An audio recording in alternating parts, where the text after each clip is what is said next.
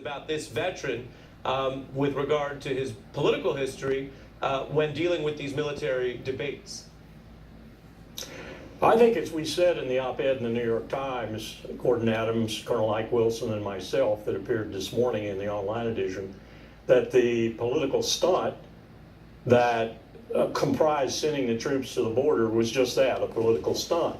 We think that's dangerous, and I think the criticism of Admiral McRaven and other things like that are of a similar nature, because this president does everything, or most things that I can ascertain, with a reason for his political domestic base. That's the reason he sent the troops to the border, to try and influence the midterms.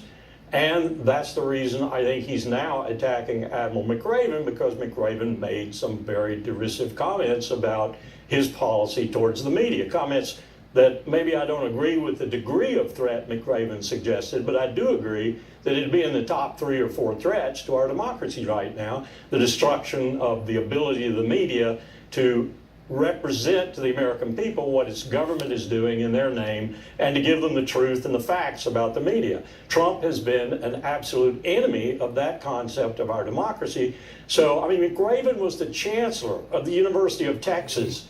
He was the head of Joint Special Operations Command.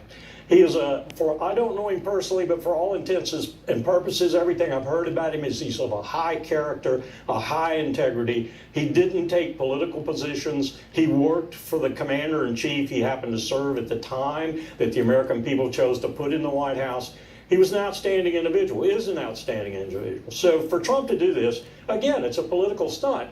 The sad thing for Trump is that as he does more and more of these political stunts, he is carving away the fringes of his political domestic base. He is, in fact, committing suicide.